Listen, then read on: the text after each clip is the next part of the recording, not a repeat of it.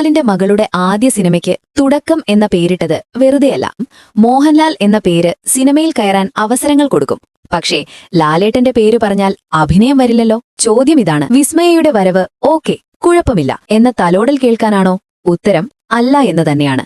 അത് ആദ്യ 2 പോസ്റ്ററുകൾ തന്നെ സാക്ഷ്യപ്പെടുത്തുന്നു. പോസ്റ്റർ 1, ബസ്സിലെ സൈഡ് സീറ്റിലിരിക്കുന്ന നായിക. ആദ്യ പോസ്റ്ററിൽ വിസ്മയ ബസ്സിനുള്ളിലെ സൈഡ് സീറ്റിൽ പുറത്തേക്ക് നോക്കിയിരിക്കുകയാണ്. തീർത്തും ഇത് നായികയുടെ ഇൻട്രോ സീനാകില്ല.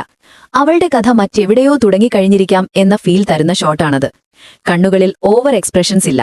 എന്തോ നഷ്ടപ്പെട്ടതിന്റെ പൂർണ്ണ ദുഃഖമോ ഓർമ്മകളുടെ അമിത സന്തോഷമോ മുഖത്ത് പ്രകടമല്ല.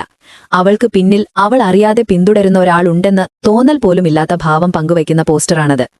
ശരിക്കും ഇത് കണ്ടാൽ തോന്നും, ഇവളുടെ കഥ എവിടെയോ തുടങ്ങിക്കഴിഞ്ഞു, നമ്മളാണ് ലേറ്റായി എത്തിയത്. ഇനി പോസ്റ്റർ 2. 2ാം പോസ്റ്റർ കണ്ടാൽ ഒരു കാര്യം ക്ലിയർ. ഇവൾ സിനിമയിലിറങ്ങിയത് ഒരാഗ്രഹം കൊണ്ടൊന്ന് നോക്കാം എന്ന മൂഡിലല്ല.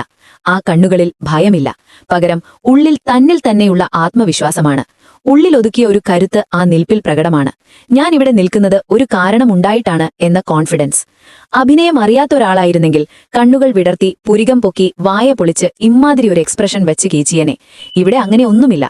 അതായത് അഭിനയത്തിൽ കൺട്രോൾ ഉണ്ടെന്ന് തന്നെ.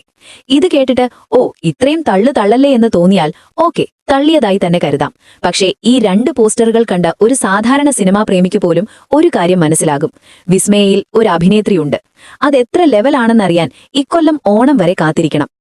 പിന്നിൽ നിൽക്കുന്ന മറ്റൊരു നെപ്പോ കിഡ് കൂടിയുണ്ട്. സാക്ഷാൽ ആന്റണി പെരുമ്പാവൂരിന്റെ മകൻ ആശിഷ് ജോയ് ആന്റണി.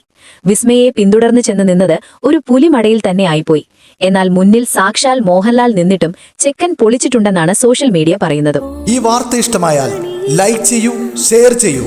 നിങ്ങളുടെ അഭിപ്രായം കമന്റായി രേഖപ്പെടുത്തൂ. സബ്സ്ക്രൈബ് ചെയ്യൂ സൈബർ വിലാസം മീഡിയ നെറ്റ്വർക്ക്.